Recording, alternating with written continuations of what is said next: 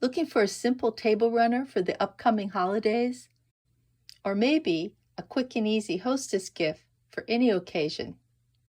In this video, you'll learn how to put together one of these runners using just 2 fabrics and only 4 straight seams.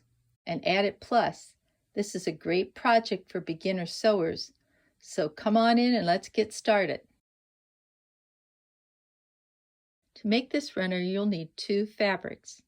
One fabric will end up in the center and the other fabric will act as a border. On the back of this reversible table runner, you'll only see the border fabric. It's best if your fabrics are 100% cotton, but you can experiment with other material if you like. As always, directional prints like these may cause problems, especially if you want to use it as the outside piece. For example, here's a directional fabric that I used as the backing or border fabric. It looks okay on the back, but on the front, I had trouble matching these 2 sections here. If I'm making a seasonal table runner, I'll put the holiday print in the center, and I'll use a non-seasonal print for the border and for the backing. Sometimes I'll arrange my fabric like this just to see what it's going to look like. So holiday on this side, and on this side, I can use that for Valentine's Day, 4th of July, Memorial Day, and so on.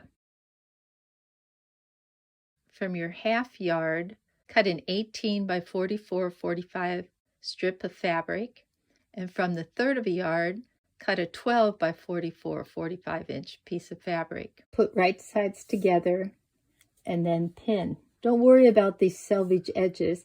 You'll cut those off later on. Sew a 1/4 inch seam and then press to the dark. Put right sides together on this side, pin, and then stitch. After sewing, I press towards the dark.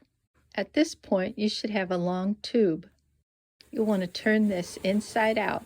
Press so there's an equal amount of fabric on each side, which is usually about 1.5 inches. Line up the edge of your runner on your cutting board lines and then trim off the selvage. Put the right sides together of the bigger piece, making sure that these edges are lined up, and then pin. Sew a 1/4 inch seam across, making sure to backstitch on each edge. Clip out some of the bulk in this corner and then turn it inside out, making sure to push out that point. Line this seam up with the center and then press these edges.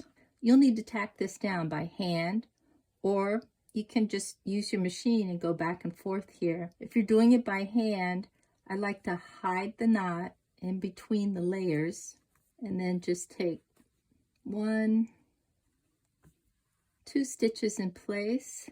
Then I come back in between the layers here to hide my finishing knot. And here's my completed runner. It measures about 14.5 by 43 inches. If you don't have 1/3 of a yard and 1/2 of a yard to make a table runner, don't worry.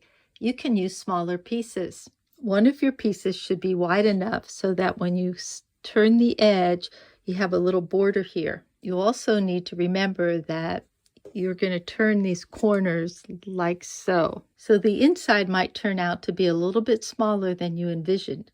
If you're using fabric that's 54 or 55 inches long and your other piece is shorter, add extra pieces of fabric to each end of your center fabric. When I sew this together here, that seam line will be hidden underneath this flap. Hope you get a chance to try one of these table runners. As I said earlier, this is a wonderful project for beginners.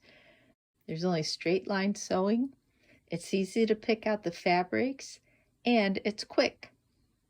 Now's the best time to start sewing or to start teaching someone how to sew. It's a gift that lasts a lifetime. Thanks for visiting learnhowtoquilt.com. Please like, subscribe, and share our videos with your friends. Thanks.